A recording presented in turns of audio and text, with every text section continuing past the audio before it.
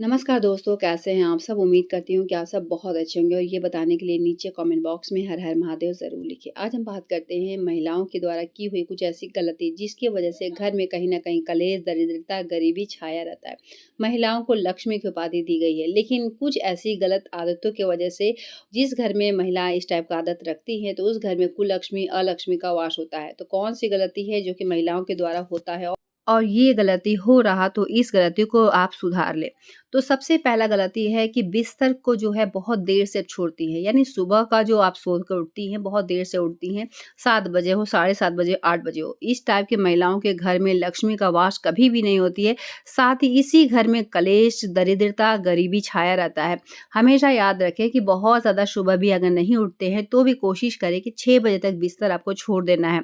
बिस्तर छोड़ने के बाद सबसे पहले आपको घर-द्वार का जो भी सफाई करना है, अगर मेड आती भी है तो भी घर में झाड़ू आपको ज़रूर लगाना, मुख्य द्वार पे आपको जल छिड़काव करना है और साथ ही नहा-धुआ के आपको सूर्य देव को अर्घ ज़रूर से ज़रूर देना है और अपने घर में पूजा-पाठ करना है। अगर इतना कर लेती हैं तो कहीं न कहीं लक्ष्मी का यह पहला संकेत है और जिस घर में जो महिलाएँ होती है इस टाइप का सुबह उठ के सूर्य देव को जल देती है, घर में पूजा करती है तो लक्ष्मी का ही वास होता है।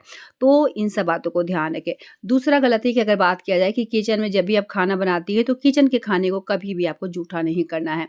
नमक को टेस्ट करती हैं, चीनी का टेस्ट करते हैं या फिर स्वाद आप चखती हैं तो ये गलत आपको नहीं करना है। कहीं न कहीं किचन में माँ अन्नपूर्णा का वास होता है और यही छोटी-छोटी गलती है जिससे कि कहीं न कहीं घर में दरिद्रता आता रहता है। तो ये गलती भी आपको नहीं करना।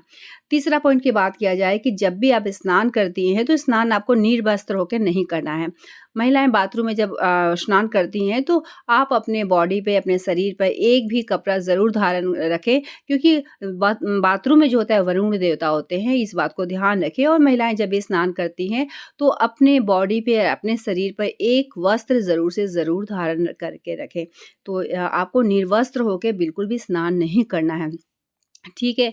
चौथा पॉइंट की बात किया जाए कि जब भी हस्बैंड कहीं बाहर जाते हैं, तुरंत आपको स्नान नहीं करना है।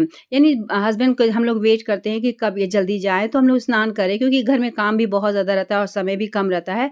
तो हस्बैंड को जाने के बाद कम से कम 10-15 मिनट के बाद ही आपको स्नान करना है या तो हस्बैंड को बोल दें कि कम से कम आप स्नान कर लें, उसके बाद ही वो घर से निकले। तुरंत जाने के बाद अगर आप स्नान करती हैं, तो कहीं न कहीं ये अशुभता का संकेत है, अशुभता का प्रतीक होता है। अशुभ समय में ही जब भी कोई बाहर जाता है, कुछ बाहर जाता है तभी स्नान किया जाता है, घर की सफाई किया जाता है। तो ये गलती भूल कर भी आपको नहीं करना है, ध्यान रखना है।